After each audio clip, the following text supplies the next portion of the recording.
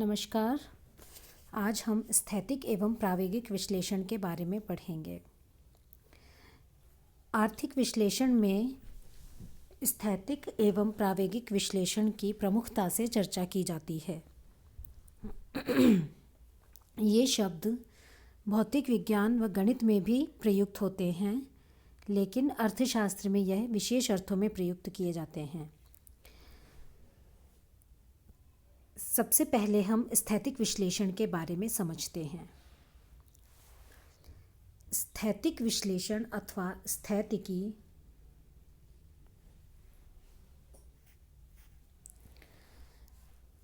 यह समय रहित होता है और अन्य चरों को दिया हुआ मानकर चलता है। विभिन्न चल राशियों में अर्थशास्त्र में जो संबंध स्थापित किए जाते हैं वो या तो एक समयावधि से संबद्ध होते हैं या एक समय बिंदु से संबद्ध होते हैं।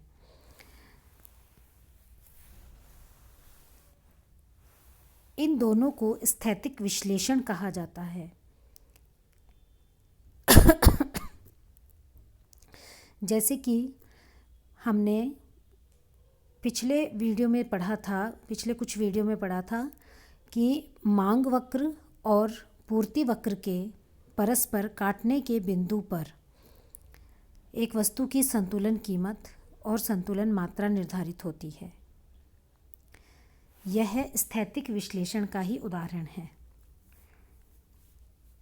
इस विश्लेषण में संतुलन के नियमों का अध्ययन किया जाता है और संतुलन स्थापित करते समय हम अन्य कुछ तत्वों को दिया हुआ मानकर चलते हैं और उसके बाद हम परिणामों का अध्ययन करते हैं।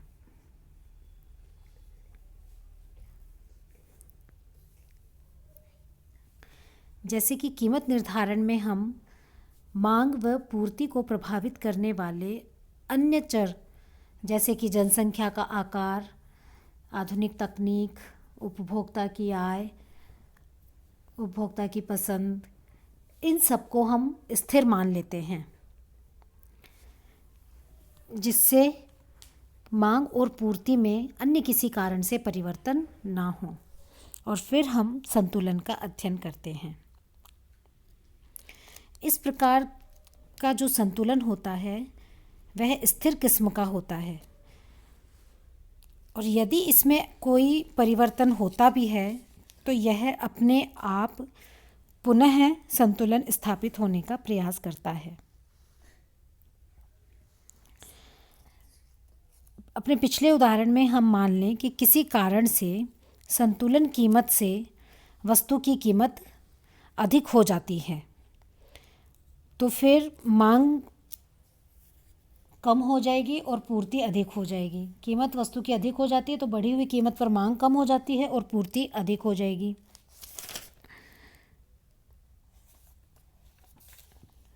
पूर्ति अगर मांग से अधिक हो जाती है तो कीमत में फिर अपने आप ही गिरने की प्रवृत्ति होगी। जब कीमत में गिरने की प्रवृत्ति होगी तो मांग में बढ़ने की प्रवृत्ति होगी। इस प्रकार आगे चलकर पुनः एक नया संतुलन स्थापित हो जाएगा। इसलिए यह संतुलन स्थिर माना गया है, क्योंकि यह अपने आप वापस स्थापित होने का प्रयास करता है। तो हमने ये देखा कि स्थैतिकी में हम कुछ आधारभूत तत्व जैसे कि जनसंख्या का आकार, योग्यता, प्राकृतिक साधनों की मात्रा, उपभोक्ता की रुचि, ऐसे ये तत्व हैं जिनको हम स्थिर मानकर चलते हैं। ये तत्व स्थिर नहीं रहने पर वस्तु की कीमतों को, उनकी मात्राओं को, उनकी उत्पत्ति को प्रभावित कर सकते हैं।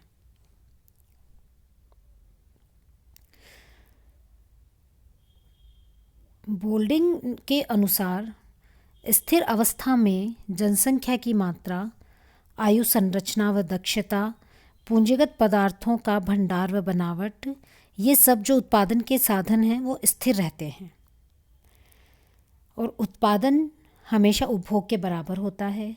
कीमतें स्थिर होती हैं और समाज की तकनीकी ज्ञान में कोई वृद्धि नहीं होती। कोई विकास नहीं होता, संपूर्ण क्रियाएं क्षतिपूर्ति में लगी रहती हैं। इसी तरह शुम्पीटर के अनुसार भी स्थिर अवस्था में अर्थव्यवस्था केवल पुनरुत्पादन करती है, रिप्रोडक्शन करती है, मतलब कि जितना ह्रास होता है उतना ही पुनः नया निर्माण होता है। इसलिए पूंजी निर्माण की गति भी स्थिर बनी रहती है। तो स्थैतिक विश्लेषण में समय तत्व नहीं होता।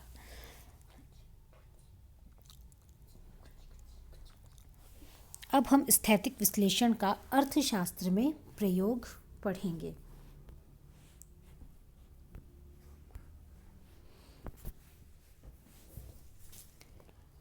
निश्चित समय में मांग और पूर्ति की अनुसूची के तालिका के दिए होने पर हम कीमत निर्धारण के प्रश्न का अध्ययन करते हैं अर्थशास्त्र में। तो यहाँ पर मांग वक्र डी और ये जो वाई वक्र है, पूर्ति वक्र, दिया हुआ होने पर इन दोनों के काटने के बिंदु ई पर कीमत का निर्धारण होता है पी पर, और मांग और पूर्ति यानी वस्तु की संतुलन मात्रा का निर्धारण है ओ एम पर।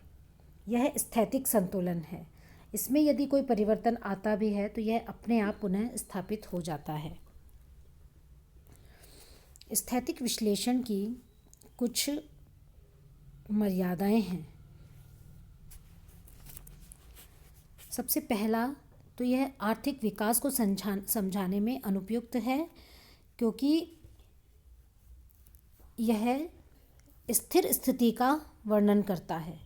यह केवल क्षतिपूर्ति का ही कार्य करता है। अर्थव्यवस्था में जितनी क्षति होती है उतनी ही नई मशीनों का निर्माण होता है। पूंजी ह्रास जितना होता है उतना ही नव निर्माण होता है। तो यह विकास से दूर है और यह विकास का अध्ययन नहीं करता। दूसरा है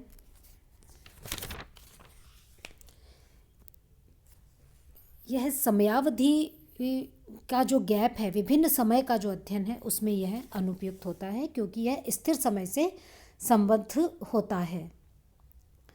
प्रावेगिक विश्लेषण जो है वह विभिन्न समयों के बीच में संबंध स्थापित करता है और उसमें विभिन्न आर्थिक चल राशियों के भावी अनुमान भी लगाए जाते हैं, लेकिन स्थैतिकी में यह कार्य संभव नहीं होता। रॉबर्ट डॉर्फमैन ने फिर भी स्थैतिक के महत्व पर प्रकाश डाला है और कहा है स्थैतिकी प्रावेगिकी से भी अधिक महत्वपूर्ण होती है। अंशतः तो इसका कारण यह है कि अधिकांश मानवीय विषयों में अंतिम स्थिति का ही विशेष महत्व है।